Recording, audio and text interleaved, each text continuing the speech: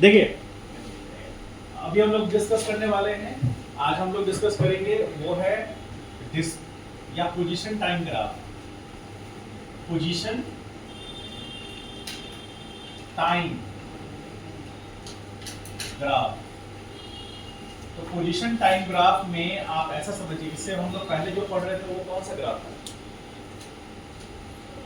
सब लोग ध्यान से समझ के बताइएगा। जो इससे पहले हम लोग टॉपिक पढ़ रहे थे, ध्यान समझिए।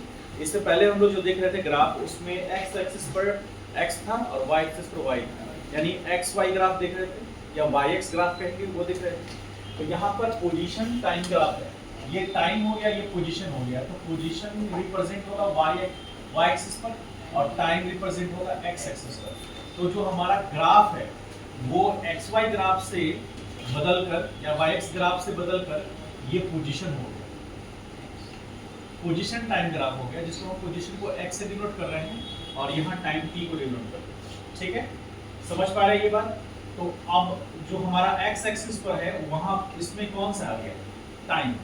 क्योंकि टाइम कभी नेगेटिव नहीं हो सकता, तो नेगेटिव x एक्सिस की बात नहीं करेंगे। ठीक है, हम तो सिर्फ पॉजिटिव x एक्सिस की बात करेंगे। मतलब यहाँ से टाइम काउंट होना शुरू हुआ है, तो यहाँ t बराबर क्या है? 0। अब देखिए ग्राफ को मान लीजिए इस तरह से, ग्राफ सपोज करें कुछ इस तरह से। तो यहाँ पर इस तरह से कर्व लाइन है, तो कर्व लाइन है, इसका मतलब किसी एक पॉइंट पर, मान लीजिए इस पॉइंट को A कह रहे हैं, इस पॉइंट को B और इस पॉइंट को हम C मान रहे हैं। तो यहाँ पर एक टेंजेंट ड्रॉ किए, तो टेंजेंट ड्रॉ किए तो यहाँ पर हमें क्या मिलेगा? dx अपॉन dt मिलेगा। ये थीटा एंगल होगा ना, थीटा A। तो यहाँ tan थीटा A, इसको हम लोग क्या बोलेंगे? m, जिसको हम लोग क्या बोलते हैं? स्लोप। और ये कितना होगा? dx upon dt। ठीक, किस पॉइंट की बात करें? किसी भी पॉइंट की बात करते हैं। तो dx अपॉन dt क्या है? स्लोप है। तो हम देख रहे हैं dx अपॉन dt क्या रिप्रेजेंट करता है? वेलोसिटी रिप्रेजेंट करता है। क्यों वेलोसिटी रिप्रेजेंट करता है? क्योंकि ये dx क्या है? ये चेंज इन पोजीशन है, चेंज इन पोजीशन। तो पार्टिकल का यदि पोजीशन चेंज हो रहा है, कब? Change in time, change in time. इसको ध्यान से समझिएगा, बहुत इंपॉर्टेंट पॉइंट है ये। dx क्या रिप्रेजेंट कर रहा है? चेंज इन पोजीशन है dx, चेंज इन पोजीशन। और dx है यानी कि बहुत ही छोटा चेंज इन पोजीशन है। और यदि हमारे पास डेल्टा x रहेगा, delta x by delta t, तो ये delta x by delta t और यहाँ dx अपॉन dt में क्या डिफरेंस है?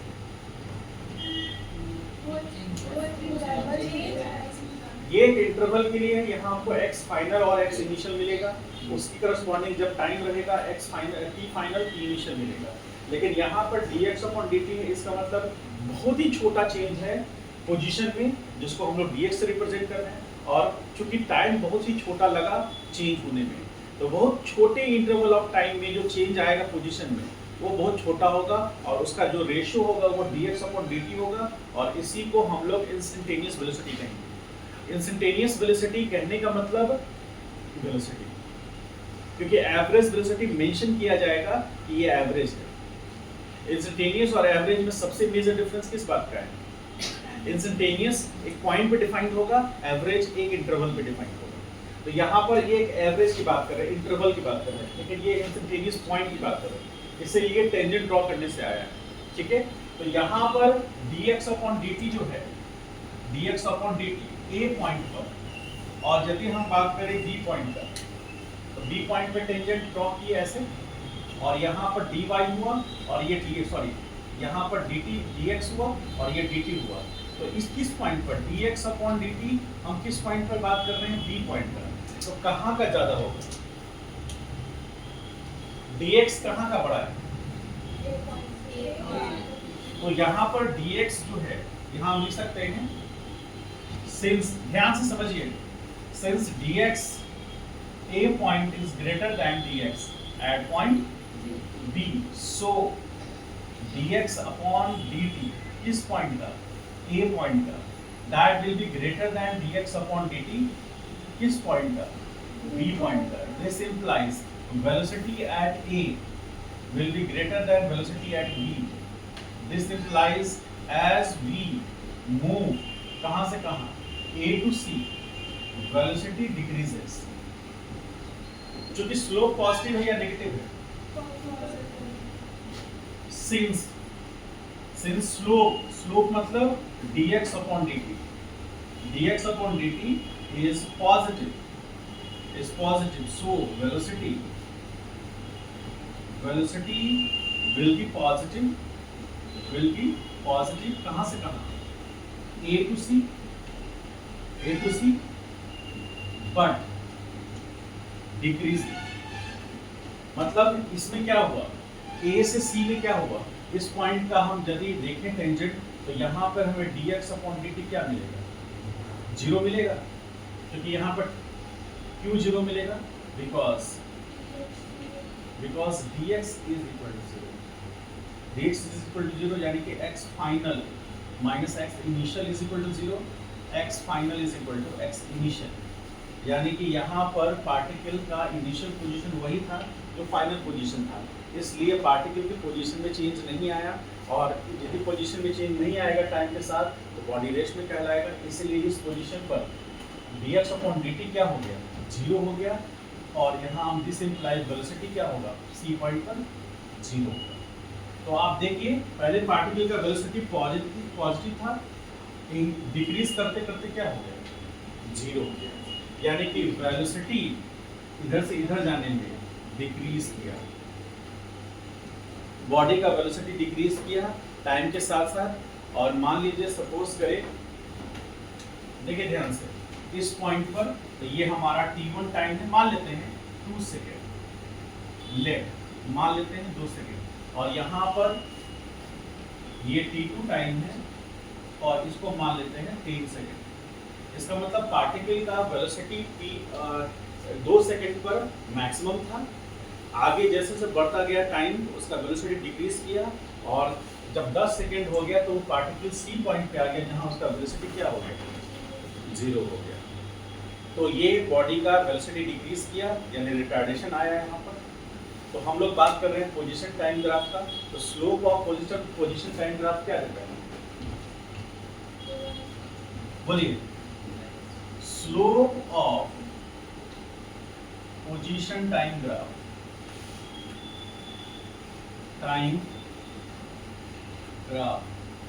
gives क्या देगा?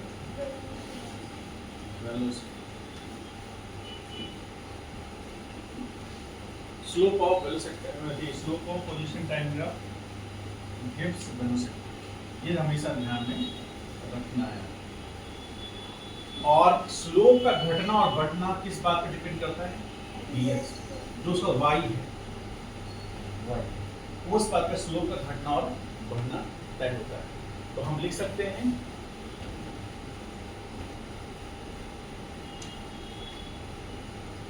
the possibility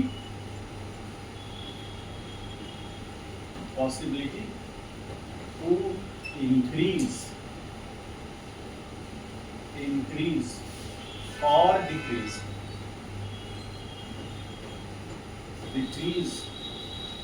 of a slope depends on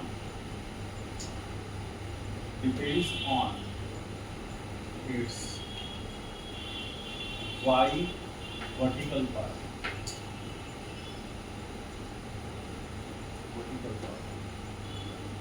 ठीक है, समझ पा रहे हैं? नहीं समझ पाए? मतलब ये वर्टिकल पार्ट है ना, ये हॉरिजॉन्टल है, तो वर्टिकल पार्ट पे डिपेंड करेगा। वर्टिकल पार्ट यहाँ छोटा हो गया, यहाँ तो 0 ही हो गया, इसलिए स्लोप क्या हो रहा है? घट रहा है। चूंकि पोजीशन टाइम ग्राफ है, तो पोजीशन टाइम ग्राफ का स्लोप क्या देता है? वेलोसिटी, इसलिए वेलोसिटी डिक्रीज कर रहा है। ठीक है, देख रहे हैं, वेलोसिटी डिक्रीज कर रहा है। कहाँ से कहाँ? A से C के लिए। टाइम तो हमेशा बढ़ेगा ही बढ़ेगा। समझ पाए आप लोग इस बात को? इसको राइट डाउन कीजिए अच्छे से, सब लिखिएगा, सारा इंफॉर्मेशन पुट कर दिए हैं। एक ग्राफ में इतना इंफॉर्मेशन दे दिए हैं कि आपको इससे रिलेटेड ग्राफ समझ में तुरंत आ जाएगा। सारा चिंता है, लाइट आउट ऑफ होगा, सब कुछ यही देखेगा।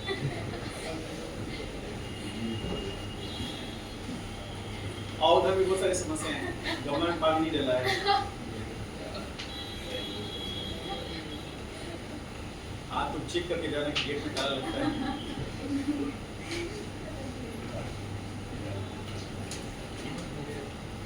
आओ इधर देखो, यहाँ चेक करो भी क्या हुआ है।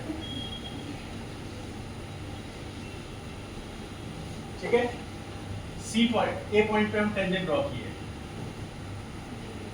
तो यहाँ हो गया क्या dv और ये हो गया dt, होगा ना। अब बी पॉइंट पे टेंजेंट ड्रॉ कर रहे हैं, तो यहाँ dv और यहाँ dt, ठीक। तो डी पॉइंट ए पॉइंट पर dv अपॉन dt किस पॉइंट पर, ए पर, और dv अपॉन dt हम चेक कर रहे हैं बी पॉइंट पर, तो कौन ज्यादा है। देखिए dv किसका ज्यादा है, ए पॉइंट का कि बी पॉइंट का। ठीक है, तो dv किस पॉइंट का, ए पॉइंट का, is greater than dv at point B. तो स्लोप यानी कि dv अपॉन dt किस पॉइंट का, ए का, इज ग्रेटर देन स्लोप यानी कि उसमें हम कह सकते हैं dv upon dt B point, यानी कि स्लोप डिक्रीज कर रहा है। यहाँ पर स्लोप इज डिक्रीजिंग, बोलिए हाँ या ना। स्लोप डिक्रीज कर रहा है, स्लोप घट रहा है, लेकिन नेगेटिव से पॉजिटिव की तरफ बढ़ रहा है। ठीक है, तो रेट ऑफ स्लोप इंक्रीज कर रहा है, स्लोप डिक्रीज कर रहा है, रेट ऑफ स्लोप इंक्रीज कर रहा है। स्लोप क्या है और रेट ऑफ स्लोप क्या है, तो हम dv अपॉन dt यदि लिख देते हैं तो ये क्या, ये रिप्रेजेंट करेगा स्लोप, ठीक। लेकिन d2v अपॉन dt स्क्वायर लिखते हैं तो ये क्या रिप्रेजेंट करेगा, रेट ऑफ स्लोप। देखिए यदि ये स्ट्रेट लाइन है और स्ट्रेट लाइन का स्लोप कुछ है तो वो स्लोप कांस्टेंट रहेगा। हम लोग कल भी डिस्कस किए थे, स्लोप कांस्टेंट रहेगा, यानी कि स्लोप तो है, मतलब dv अपॉन dt तो मिल रहा है, यानी कि v तो वैरी कर रहा है, लेकिन स्लोप कांस्टेंट होने का मतलब ये हो गया कि स्लोप चेंज नहीं हो रहा है। स्लोप तो अपने आप में चेंज है, लेकिन वो चेंज नहीं हो रहा है, इसका मतलब है कि उसका रेट नहीं आया है, यानी कि स्ट्रेट लाइन की बात है, लेकिन यहाँ स्ट्रेट लाइन तो है नहीं, तो यहाँ पर स्लोप डिक्रीज कर रहा है। क्यों स्लोप डिक्रीज कर रहा है, क्योंकि dv ए पॉइंट पे बड़ा है, बी पॉइंट पे छोटा है। अब यदि हम सी पॉइंट पे देखेंगे तो dv क्या मिलेगा, बोलिए, बोलो। यहाँ पे dv क्या मिलेगा, 0, यानी कि v इनिशियल बराबर v फाइनल मिलेगा हमें। तो यहाँ पर स्लोप जो है वो 0 हो गया, क्योंकि स्लोप कहीं भी कांस्टेंट नहीं है, तो स्लोप डिक्रीज कर रहा है, लेकिन रेट ऑफ स्लोप इंक्रीज कर रहा है। क्यों, क्योंकि -5 से -2 हुआ, 0 हो गया, फिर आगे जाकर +2 होगा, +5 होगा, देख रहे हैं इंक्रीज कर रहा है।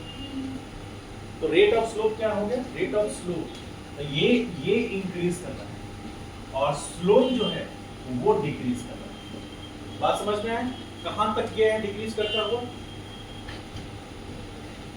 d2v अपॉन dt स्क्वायर, ये क्या हो रहा है, ये इंक्रीज कर रहा है, और यहाँ पर आकर के इस पॉइंट पर, तो इस पॉइंट पर dv अपॉन dt किस पॉइंट पर, c पॉइंट पर क्या है, 0। अब मुझे ये बताइए कि dv अपॉन dt क्या देता है,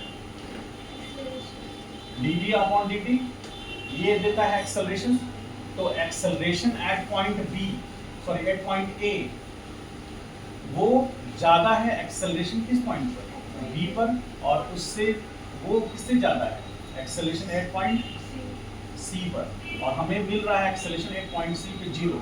इसका मतलब है that is at point C motion is uniform. Motion is uniform. Motion having uniform velocity. Acceleration जो होता है rate of change of velocity, यहाँ पे रेट ऑफ स्लोप बढ़ जाता है, फिर एक्सेलरेशन नहीं बढ़ना चाहिए, -1 -2, तो देखो, एक्सेलरेशन ac का ज्यादा होगा। ये जो dv अपॉन dt जो है वो स्लोप है, तो स्लोप यानी कि स्लोप एक्सेलरेशन को रिप्रेजेंट करेगा, रेट ऑफ स्लोप थोड़ी ना एक्सेलरेशन को रिप्रेजेंट करेगा।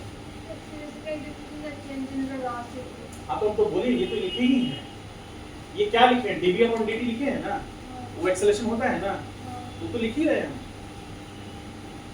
हाँ ये समझ में आया। और इस पॉइंट पे हम लोग बात करते हैं dp, यहाँ का dt। तो हम b पॉइंट पे देख रहे हैं स्लोप, और हम लोग किस पॉइंट पे देख रहे हैं, a पॉइंट पे देख रहे हैं। तो a पॉइंट का स्लोप ज्यादा बड़ा है b पॉइंट के स्लोप से, है ना। देख रहे हैं ये dp, हम जब भी कभी बोले हैं आपको स्लोप देखना है तो आपको y एक्सिस को देखना है। तो y एक्सिस में यहाँ पर चेंज इन मोमेंटम है और यहाँ भी चेंज इन मोमेंटम है। तो a पॉइंट का dp बड़ा है b पॉइंट से, इसका मतलब है a पॉइंट पर स्लोप ज्यादा है। तो स्लोप किसका है, मोमेंटम और टाइम का है। तो इसका स्लोप क्या देगा, फोर्स, यानी कि a पॉइंट पर बॉडी पे लगने वाला फोर्स ज्यादा है, b पॉइंट पर वो फोर्स का मैग्नीट्यूड कम हो गया है। फोर्स पॉजिटिव लग रहा है, लेकिन यहाँ a पॉइंट पर ज्यादा है, b पॉइंट पर कम है। अब c पॉइंट पे हम टेंजेंट ड्रॉ करें, तो मान लीजिए कि c पॉइंट पे हम टेंजेंट ऐसे ड्रॉ कर देते हैं, तो यहाँ पर dp अपॉन dt तो जीरो होगा, जीरो। इसका मतलब यहाँ पर फोर्स क्या होगा, जीरो। किस पॉइंट पर, c पर, यानी c पॉइंट पर बॉडी पर नेट फोर्स जीरो है, a पॉइंट पर बॉडी पर नेट फोर्स ज्यादा है, a is greater than dp upon dt। Slope भी पॉजिटिव है, दैट इज, कह सकते हैं that is force on a body. Body किस पॉइंट पर, at a is greater than, is positive and greater than slope at किस point पर, और यहां पर क्या होगा, since slope at c is zero, so F is force, यानी कि force at c क्या होगा, ठीक है। और देख रहे हैं a पॉइंट पे ज्यादा, b पॉइंट पे कम और c पॉइंट पे जीरो हो गया, यानी कि फोर्स का मैग्नीट्यूड डिक्रीज कर रहा है। तो अब यहाँ पे लिख सकते हैं ना, the magnitude of force decreases, magnitude of forces decreases, because क्यों डिक्रीज कर रहा है, बिकॉज dp अपॉन dt ये डिक्रीज कर रहा है, ठीक है। क्योंकि मोमेंटम का रेट फोर्स बताएगा, तो यदि स्लोप डिक्रीज करेगा तो फोर्स डिक्रीज करेगा। समझ गए, समझ पाए। अब यहाँ पर चूंकि ये स्ट्रेट लाइन नहीं है, कर्व लाइन है, तो यहाँ पर मोमेंटम का भी रेट निकलेगा। मोमेंटम का रेट क्या निकलेगा, यहाँ डिक्रीज करता हुआ निकलेगा ना, क्योंकि वो क्या हो रहा है, मतलब पॉजिटिव होकर के जीरो से होता हुआ नेगेटिव की तरफ जाएगा। तो यहाँ पॉजिटिव है, फिर घटा, फिर जीरो हो गया, डिक्रीज किया। मोमेंटम का रेट आपको अभी मोमेंटम का रेट और रेट ऑफ स्लोप मतलब rate of dp upon dt, उसकी बात हम लोग को यहाँ पर नहीं करनी, हमारे सिलेबस में नहीं। समझ गए इसको। अब इसी से रिलेटेड एक और टर्म है, आप बताइए, खुद बताइए। मान लीजिए सपोज करें इस टाइम पर, यहाँ पर टाइम है और यहाँ पर चार्ज है। चार्ज समझते हैं सब लोग, समझते हैं तो बस एक्सप्लेन नहीं कर पाते। देखिए यहाँ पर इस पॉइंट पर चार्ज है, तो यहाँ मान लीजिए कोई एक पॉइंट है, इस पॉइंट को हम A कह रहे हैं, इस पॉइंट को B कह रहे हैं और इस पॉइंट को C कह रहे हैं। तो A पॉइंट पे टेंजेंट ड्रॉ किए तो यहाँ dq और यहाँ dt। तो हमको पता है कि dq और dt क्या होता है, करंट होता है, करंट। तो करंट यानी कि I, तो I यहाँ से ऊपर जाने में डिक्रीज कर रहा है ना। A पॉइंट पे I ज्यादा है, B पॉइंट पे कम है और C पॉइंट पे और कम है, इसका मतलब करंट डिक्रीज कर रहा है। तो करंट ऐसा लिख सकते हैं, current is decreasing while we move कहाँ, from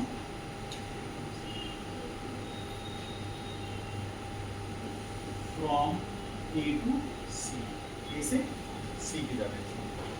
समझ पाए। ऐसे बहुत सारे फैक्टर्स हैं जिसमें आप ड्रॉ कर सकते हैं। चलिए लिखिए, राइट कीजिए।